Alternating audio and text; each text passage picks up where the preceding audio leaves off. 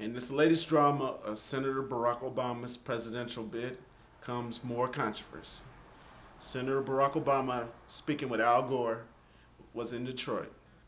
Detroit has a high Muslim population.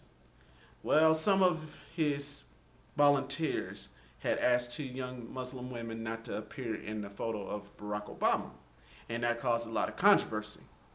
Jake Tapper of ABC News, who writes on his political punch blog, stated that as many of his volunteers feared that having two young Muslim women can draw the conservative irk as believing Obama's a Muslim, they kindly asked these young ladies not to participate.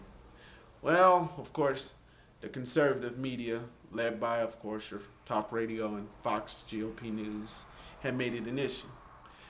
Of course, Senator Barack Obama had to apologize to these women by making a personal call and also promise that this will never happen again while he's running for president. It was led by two Muslim congressmen who are Democrats, and they are entitled to helping, let's say, helping the young people understand that we're a united party. We cannot isolate others because of what right-wing pundits like Bill O'Reilly and Sean Hannity and Rush Limbaugh say. We got to stay united.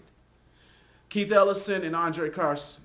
Keith Ellison was the first elected African-American Muslim to Minnesota Congress.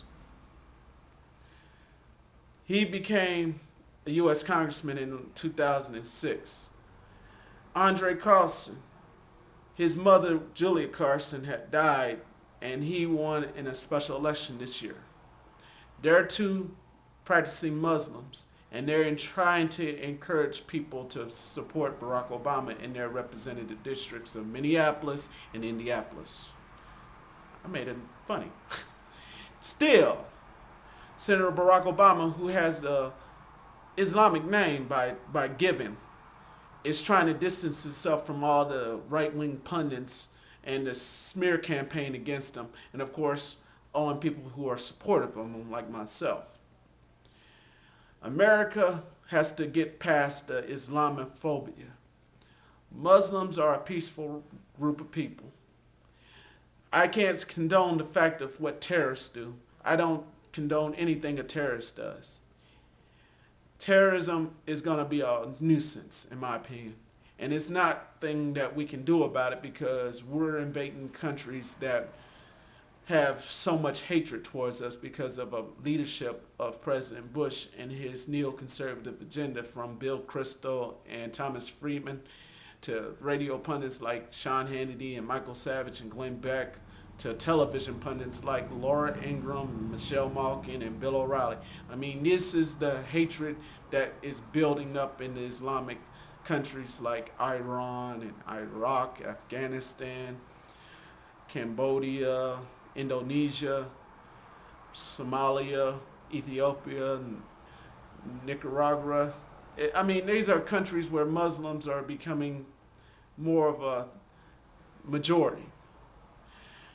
Nigeria, Kenya, Senegal, Morocco, countries, all with Islamic ties. Cyprus, Turkey, Israel, the undisputed territories of Palestine, Jordan, Kuwait, Qatar, Yemen, Saudi Arabia. Our country is so much bent on fear-mongering, where a black candidate cannot get the same treatment as a white candidate. And we're told that it's not racism. We're told that it's radicalism. Well, your lovely candidate had to sit away two young women. And I believe that if you shun someone who is not the type of person you feel is necessary, you lose voters. Let me put it in a better sense. If you shun away voters, you lose the election. So I'm urging you, Senator Barack Obama, do not shun the Muslim base or African American base. Relish the momentum you got against Senator John McCain And forget what the haters say. They're just mad because they never had the opportunity to face someone of great magnitude. I can fend for myself on these nasty little comments at the bottom, but I support the rights of my fellow Americans.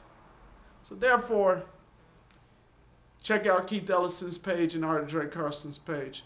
Learn something about their history. Learn something without having the media tell you how to think. Thank you for visiting me on YouTube.